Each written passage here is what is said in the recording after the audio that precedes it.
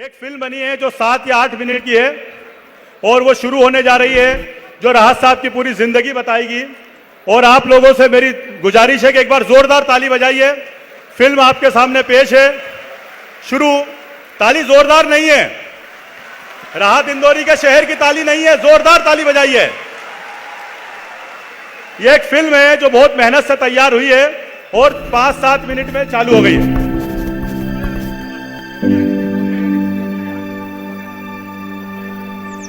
मेरे हुजरे में नहीं और कहीं पर रख दो, आसमां लाए हो, ले आओ जमीन पर रख दो।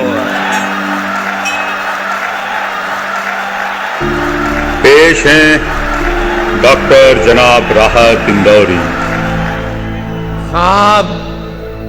दवा, जहर, जाम, क्या क्या है, मैं आ गया हूं, बता इंतजाम क्या क्या है।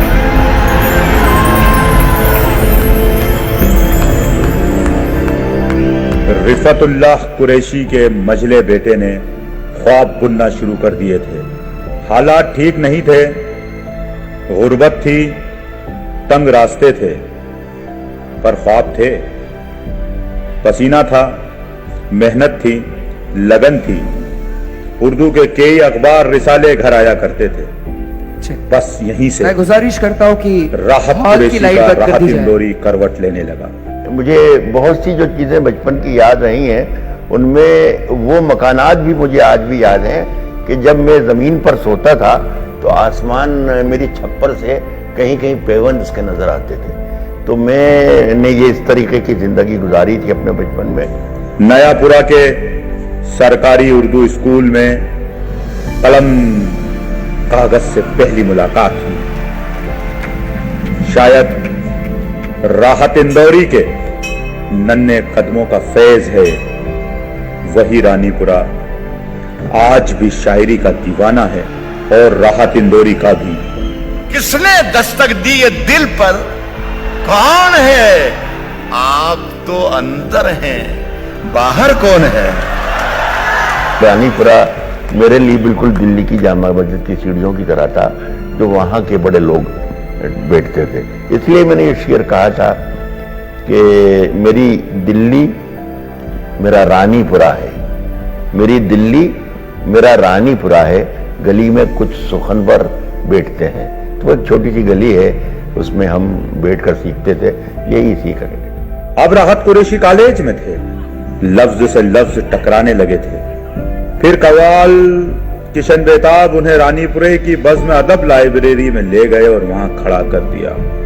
बज़्म अदब से आधी सदी पहले निकली आवाज आज हिंदुस्तान ही नहीं दुनिया में सुनाई दे रही है।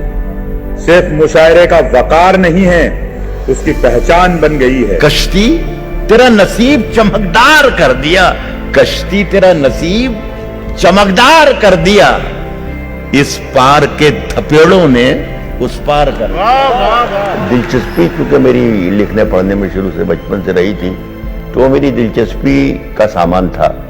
तो मैं फिर चारों तरफ देखना ही मैंने बंद कर दिया। अलबत्ता मेरी जो पहला शौक था पेंटिंग का, वो मैंने जारी रखा था। पेंटिंग कमर्शियल करता था, मेरा बिजनेस बन चुका था उस जमाने में। असल में शायरी और पेंटिंग मैं समझता हूँ ये दोनों जुड़वा बहनें हैं। किसी की एक लाइन है कि हर आदमी में होते हैं 10-20 आदमी, तो मेरे अंदर भी वो दोनों एक साथ पल रहे थे और एक साथ परवरिश पा रहे थे। तो ये दोनों एक साथ पल रहे थे और ये दोनों बरसों तक साथ रहे और बड़ा समझौता रहा, बड़ा कॉम्बिनेशन रहा, कोई लड़ाई झगड़ा नहीं हुआ। लेकिन अचानक मुझे ऐसा लगा जैसे शायर ने ऐलान कर दिया कि मैं हूँ, अकेला मैं हूँ, और इस जिस्म पर, इस दिमाग पर, इस सोच पर सिर्फ मेरा हक है। देवास के उस मुशायरे से शुरुआत हुई जिसकी सिफारिश उनकी मां मकबूल बी ने की थी। जिसकी सिफारिश मां कर देती है उसे किसी और सिफारिश की जरूरत नहीं पड़ती।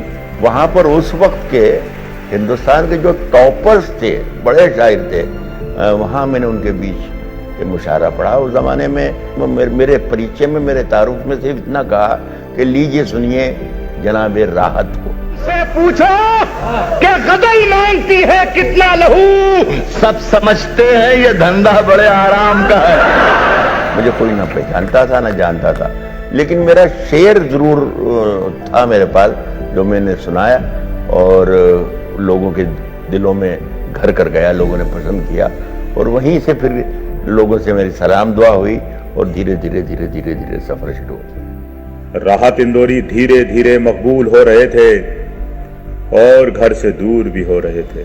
मेरी बीवी ने 10 बरस तक मेरे बच्चों को पाला और 10-12 बरस के बच्चे जब हो गए तब मैंने देखा कि ये अब मेरे बच्चे इतने बड़े बड़े हो गए, मेरी बेटी, मेरे 2 बेटे। वरना मैं 20-25 दिन के दौरे पर निकल जाता था, इन्हें मालूम नहीं होता था। सीमा राहत के लिए मुश्किलें थी जिनको शादी के शुरुआती दिनों में ही सुनना पड़ा था। शायर की बीवी हो, गुजारा हो जाता है, पर आगे अभी और बहुत कुछ सुनना था। वो सुनती रहीं, सुनती रहीं, सुनती रहीं और राहत इंदौरी पढ़ते रहे, पढ़ते रहे, पढ़ते रहे। हमारे सर की फटी टोपियों पे तंज न कर, हमारे ताज अजायब घरों में रखे। क्या कहने, हिंदुस्तान ही नहीं दुनिया भर में उनके शेर गूंज रहे थे, छाती ठोक कर कह रहे थे, बोल रहे थे। किसी की उन्हें परवाह नहीं थी, ना ही कहने से चूक रहे थे। जो नहीं होगा वो अखबार में आ जाएगा और चोर उचक्कों की करो कद्र के मालूम नहीं, चोर उचक्कों की करो कद्र के मालूम नहीं, कौन कब कौन सी सरकार में आ जाएगा। वक्त के बड़े बड़े सूरमाओं के सामने उन्होंने अपनी बात कही और ऐसी कही कई बार हंगामा हो गया। लाल किले पर पढ़ने से उन्हें रोक दिया गया। नेता उनकी मजलिसों से, उनके मुशायरों से उठकर भागने लगे, पर वो बोलते रहे और अभी भी बोल रहे हैं। सभी का खून है शामिल, हिंदू, मुस्लिम, सिख, ईसाई, सभी का खून है शामिल यहाँ की मिट्टी में। किसी के बाप का हिंदुस्तान थोड़ी है।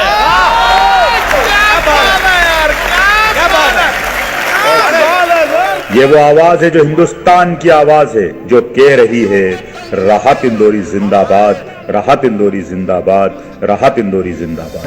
अब क्या है कि हम अपनी जान के दुश्मन को, हम अपनी जान के दुश्मन को अपनी जान कहते हैं। मोहब्बत की इसी मिट्टी को हिंदुस्तान कहते हैं।